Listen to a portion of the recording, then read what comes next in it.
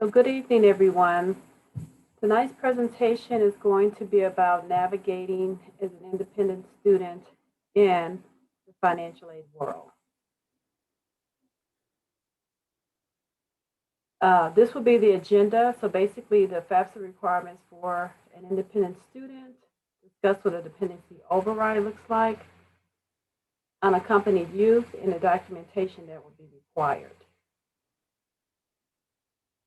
So if you have any questions, I will probably address those in the presentation, but feel free to add those to the chat and we will address those after the presentation. So requirements. So who must provide, my slides are going crazy. So who must provide information on the FAFSA? So per federal student aid regulations, all students are considered dependent on their parents up until the age of 24.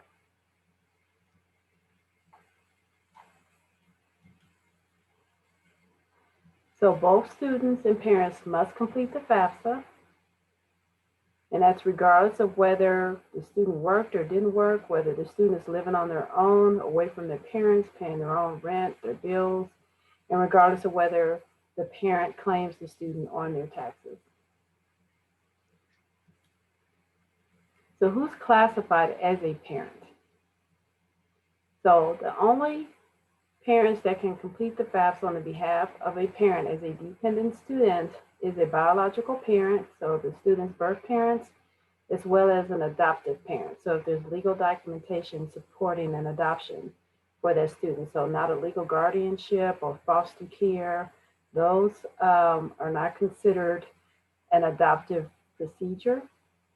So therefore, any students that fall into that category will automatically be considered an independent student.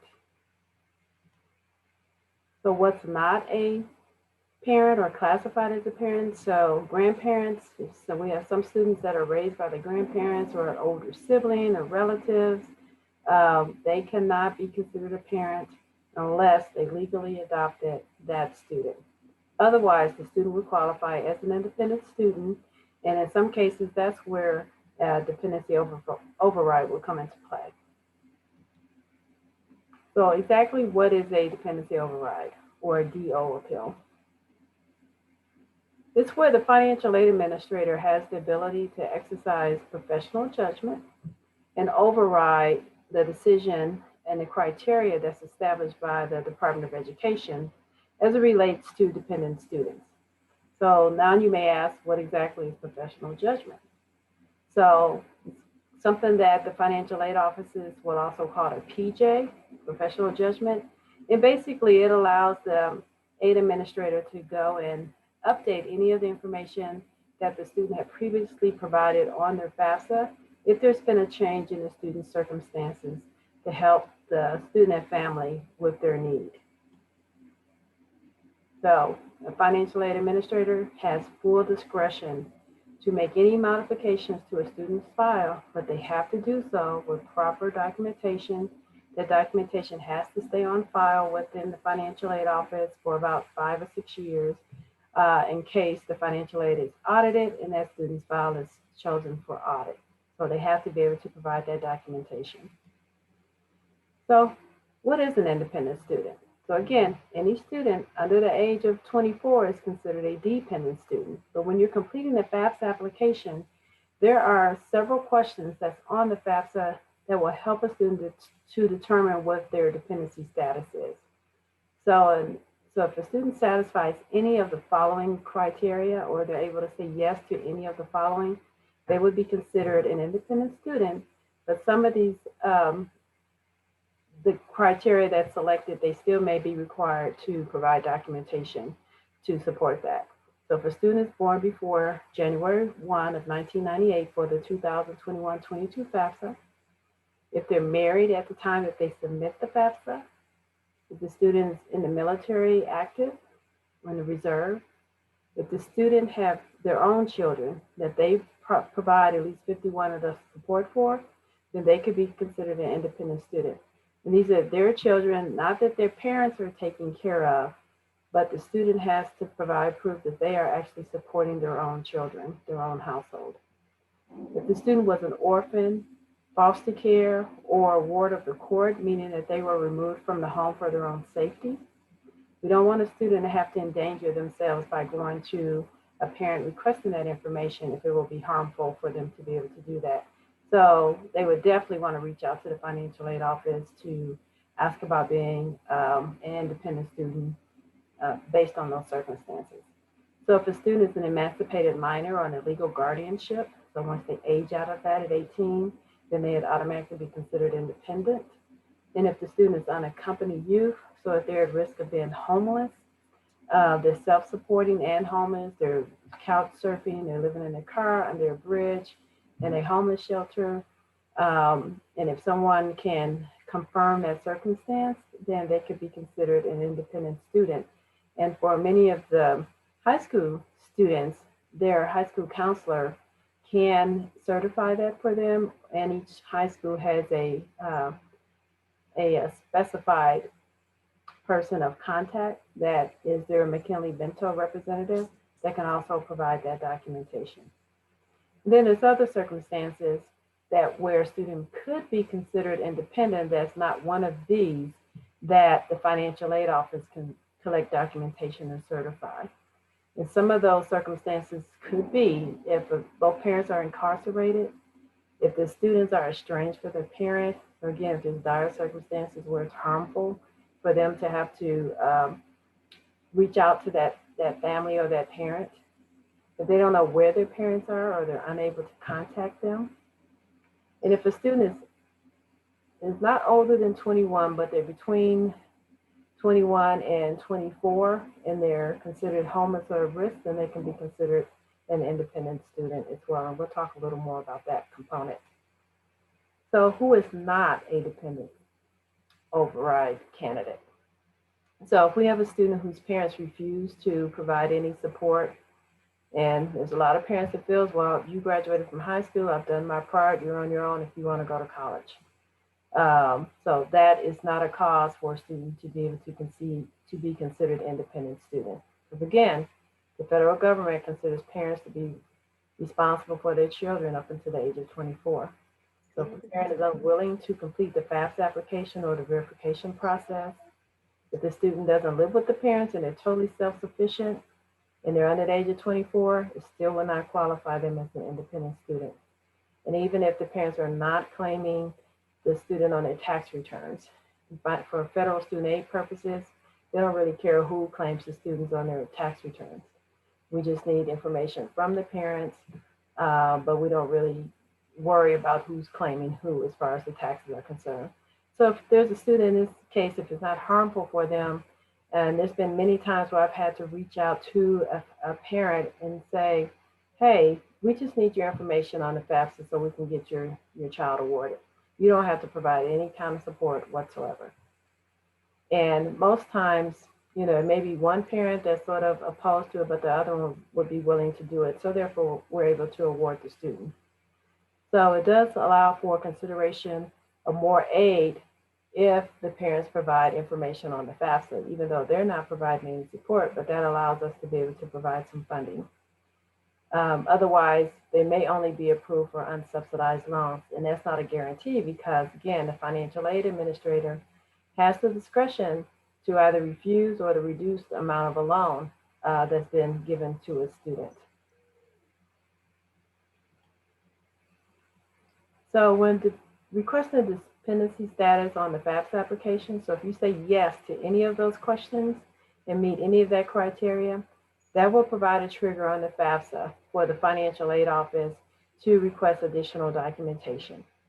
And it may start off that the financial aid office will reach out to you and say, it looks like you're claiming to be an independent student based on aging out of foster care.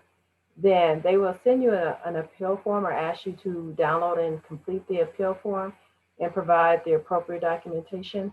And we'll talk about what that may look like. Once the FAFS is submitted, because you're not providing parent information on it, it's just your information, it's not going to generate an EFC or that expected family contribution, which is what the financial aid office is used to award students. So basically, your FAFSA will be rejected until it's been reviewed by the financial aid office, and meaning that they've received all appropriate documentation. And once they receive that, then they will go in and update the student's file, affirming a dependency override, and will be able to award the student at that time. So once you complete the dependency override appeal that's required by the financial aid office, and the financial aid office will have all the various types of appeal forms on their website on the financial aid page under forms. And on those forms, it will provide you with very in-depth instructions on what you need to provide, whether you need to provide documentation, and exactly what documentation would be required for which particular type of appeal. But the general rule is that if there's documentation that's not being requested by the financial aid office, do not submit it. You submit information that's not required, and it's sort of conflicts with the information that's already on your FAFSA, then that will cause the financial aid office to have to do some additional verification work, which means then that delays the processing of your filing until all of that has been taken care of. So if you submit something that's not requested, they still have to look at it, review it, and make sure that it's accurate. So during the dependency override appeal, you're usually required to provide a personal statement explaining your circumstances. It could be that both parents deceased when the student was very young and they were raised by their grandparents, but you explain in that letter that, but you weren't legally adopted and you were raised by your grandparents. So then it'll ask for different documentation to support what you're saying in your personal statement about your circumstances and what would make you be considered as an independent student. So, and this is just an example of some of the documentation. So it could be court documents, it could be newspaper clippings, death certificates, letters from third parties like your high school teachers and counselors, clergy, if you were working with an agency, a social worker, something on their letterhead. And it could also be, as a last resort, a personal statement from a relative or a friend who's known you for a very long time and knows exactly what your circumstances have been. Also be mindful that once you submit a dependency override, it doesn't carry from year to year to year. You have to recertify what your status is every single year. So whatever you're submitting to the financial aid office for consideration, make sure that you're keeping a copy of that. So you'll have the documentation and you're basically just updating your personal statement. And then you can provide some of the same documentation. The personal statements may have to be updated, but definitely keep copies of everything. So you want to make you a little folder to put that in a safe place, because you will have to recertify every single year. So if the dependency override is approved, then the financial aid office will use the information that they collected for you to go in and update the appropriate data fields on the FAFSA. And then that information will be sent back to the federal processor. And they will only use the information from the student. So personal information and the income information. Even if you have some of the parent information on the FAFSA, it will not be considered once the financial aid office indicate on your FAFSA that you are considered an independent student. Then once it's processed by the federal processor, then you will receive a copy of the updates that the financial aid office did through the student aid report. So you'll get an additional student aid report, so a different transaction. So the one you submitted would be transaction number 1. And that will be listed on your FAFSA up by where the ESC number is. Once the financial aid office submits it, that creates transaction 2. So anytime there's a change on the FAFSA, then it will create a different transaction, and the federal processor is able to track all of those transactions. So it'll take probably about a week for the financial aid office to get that back. Now, mind you, it could take the financial aid office up to 4 to 6 weeks to review your appeal. So if that's your circumstances, you don't want to delay. You want to get that appeal submitted as soon as possible. so it can be timely processed. Okay? So the financial aid office will review the new student aid report. They receive something called an ISAR, but the student receives the student aid report. It's the same thing, it just looks a little different. They will review that, see what your EFC is, because if the FAFS was originally rejected, you didn't have one, and that's needed in order to determine how needy a student is and the type of awards that can be awarded to the student. So if a dependency override appeal is denied, then it will require parent information. So if they cannot confirm that you're in a situation where parents cannot provide their information, they will be required to provide it on the FAFS in order for us to provide you with additional information. If not, then we will not be able to award the student. So at that point, then the student will need to try to pursue any non-need-based scholarships. So scholarships that does not require the FAFS application or you to have need in order to qualify for them. Or a student may have to apply for an alternative or a private student loan, which is basically a loan through the bank, but it is a specific student loan application. So the criteria isn't as stringent as it would if you were taking out a consumer loan at that bank. And all banks do not offer alternative student loans. And these alternative student loans are also based on credit history. So the student will have to be able to pass a credit or may be required to have a cosigner. So dependency override approval based on marriage. So students that are married and that's the only reason, and they're under the age of 24, and that's the only reason that makes them an independent student. If they divorce, then they could be considered a dependent student again, and the financial aid office could then start to ask for parent information. But it is totally up to the financial aid office and what their policy is based on those circumstances. And so it is up to the college and their discretion to determine how they will handle that student. All decisions by the financial aid office are final and they cannot be appealed by the U.S. Department of Education. So whatever appeal that you're doing, make sure that you are providing all the information that's requested. Sometimes I would see an appeal personal statement and it's like 2 sentences. That doesn't really tell the story. So that in itself will either make the appeal incomplete or they would just deny it pending additional information. So for students in a homeless or unaccompanied situation, they have to meet one of these criteria. So they're lacking a fixed, regular, and adequate housing. They're unaccompanied, meaning that they're living away from their parents, or they're 21 years of age or younger and still in high school. And with that, again, as I mentioned earlier, you would have to have a McKinley-Vento person from your high school certify what your status is. So students in between the ages of 21 and 23, since they're not yet 24, they sort of fall into this little loophole. So those students would definitely want to reach out to the financial aid office to complete a dependency override.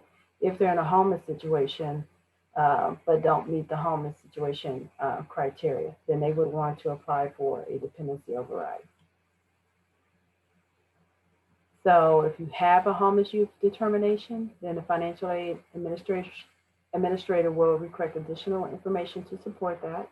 And then this is a list of different agencies where students can reach out and get information for support to verify that. And then you can also help the financial aid office by submitting as much appropriate documentation as possible. And again, keep a copy of everything because you will have to recertify this information every year. And if a student attends one college and the dependency override is approved by that college and then they transfer and go to another school, if they transfer within the same academic year, the financial aid office could use the dependency paperwork that was provided at the other college. But if it's for next year, you may have been considered an independent student for 1 year, then you go to another school a different year, you have to appeal, submit a new appeal for that new school. That status will not follow you from school to school. So as far as FAFSA's requirements, so documentation must be received, that's required. It must be legible. You have to be able to read it. Make sure that you're signing and dating all documents, because until they are able to complete your file and review the appropriate document and submit a correction to the FAFSA, you will not receive an official award notice. And if you can't receive an official award notice, then that means that no funds will disperse to the student's account. And that's another reason why you want to make sure that you're submitting everything as soon as possible if you find yourself in this particular category, so that your file can be reviewed, because it could take the financial aid office at least 4 to 6 weeks to process. Because many times those appeals are 20, 30, 40 pages long. It just depends on the circumstances. And if we have 50 students with that same criteria, it's going to take the financial aid office time to get through all of that. Then once they review it, determine that the student with benefit, submit it back to FAFSA for updates, wait to get it back, then they have to re-review before they can actually award. So it's a very tedious process. And lastly, I just want to make sure that you guys are aware that you should be monitoring your email, your student portal, your CU email account. If you are using your school email account from your high school, you need to update that to use your college, because you will not always have access to your high school email after you have graduated. So you want to make sure that you're using an email address that you will have access to throughout your college years. Okay? If there's any changes or if additional information is required, then usually the financial aid office will reach out to you through email, or they'll send you a message through your portal. So you definitely want to make sure that you're checking all those different statuses on a weekly basis. Okay? So that's all the information that I have to share as it relates to independency status. I will stop sharing and address any questions that anyone may have. So let's see. Dependency override allowed if both parents are deceased. Yes. So if both parents are deceased, then a student would automatically be considered an independent student. And they would just provide the dependency override appeal statement with that, maybe a copy of the death certificate, a personal statement, maybe a statement from a relative, or just one. Usually they want at least 2 pieces of documentation to support that. And then they would deem the student to be independent. Are there any questions? Free to unmute yourself if you do have additional questions. Already submitted FAFS and included my stepfather and can be fixed. So you submitted your FAFSA and you provided stepfather's information. So I'm assuming that your mother remarried. So as a dependent student up until the age of 24, parent information has to go on the FAFSA application. Okay? If your parents divorce and remarry, then if mom remarried, then mom's information and stepdad information has to go on the FAFSA. You cannot take that off if your parents are married. Okay? Because stepdad is part of your household. So hopefully that is, Christian, that answers your question. If not, let me know. What is the deadline for submitting FAFSA? So technically the deadline for submitting the 2021-22 FAFSA is June 30th of 2022. But the FAFSA open on October 1st of 2021. You do not want to wait till June of 2022 to submit your FAFSA, because therefore the fall semester and the spring semester, and so the entire academic year is over. So when you complete the FAFSA for the 2021-22 school year, that is for fall of 21, spring of 2022, and summer of 2022. One thing to mention is in a case where there's been change in household circumstances, household size, income, could be death of a parent, and on the FAFSA application, you have to provide your 2019 tax information. You would want to appeal to the financial aid office, because what your finances or household looked like in 2019, especially in this season of COVID, it may not look the same in 2021. So you would want to appeal to the financial aid office to do something called a income reconsideration appeal. So there's various different types of appeals. So if there's a change in your circumstances, where you have an unusual circumstance, reach out to the financial aid office. They can tell you which appropriate appeal you should submit and documentation that would be required for that. So if I live away from my parents and with another family and do not have contact with my parents, can I apply as an independent student and not as a dependent? So you would have to clarify what that relationship is with your parents. Just because you live away from your parents, we have some students that parents may live in let's see, Australia, but the students are here in the States living with an aunt or uncle. That doesn't mean that you don't have contact with your parents or you don't have access to them. The parents can still complete the FAFS, and they should, because technically you are still their dependent. If there's an estranged situation where you were removed from your parents due to your safety, if there's some type of estranged type situation, then you can appeal or dependency override, but you'll have to sort of explain what those circumstances are, so we can determine whether you meet the criteria for an independent student. So,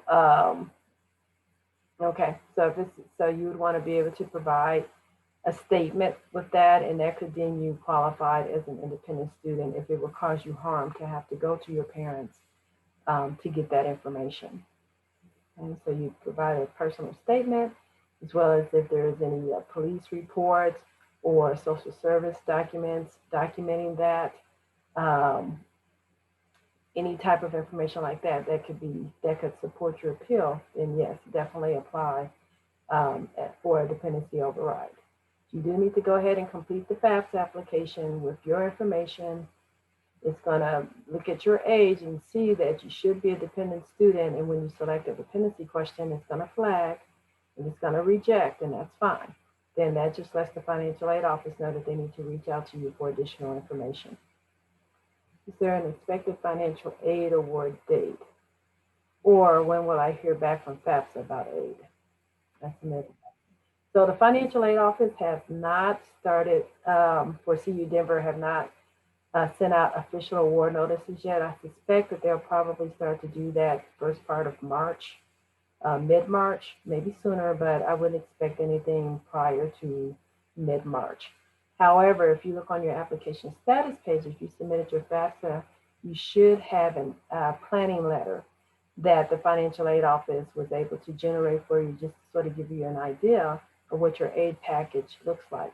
You do have to accept your offer of admission. Accepting your offer of admission does not obligate you to attend CU Denver, but it does allow us to be able to have permission to process things and provide additional information for you so that you can make a very informed decision about your college choice. So make sure, if you have not accepted your offer of admission, that you go ahead and do that so that we can get additional information out to you. What department of CU am I from?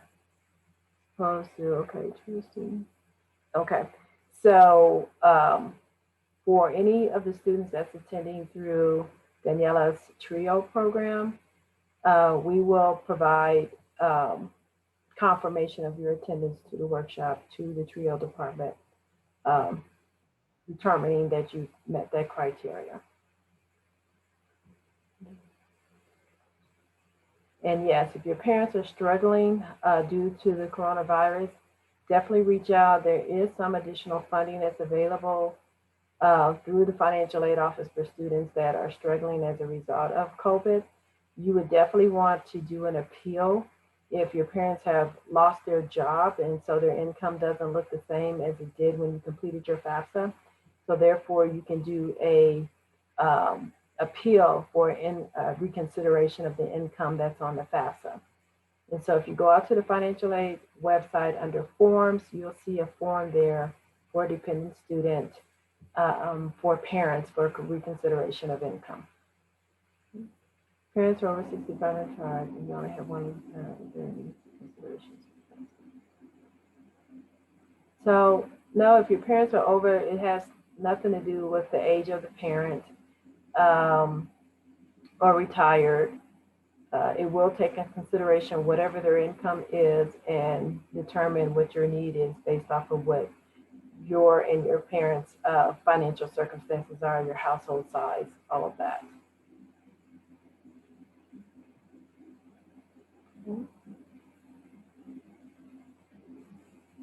Are there any other questions?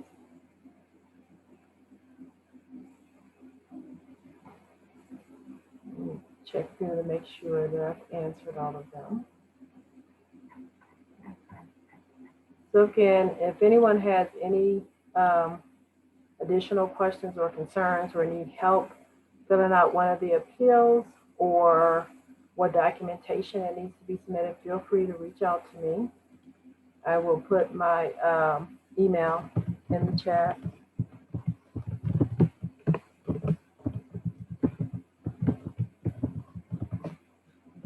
So feel free to reach out to me at any time. I'll be happy to assist you.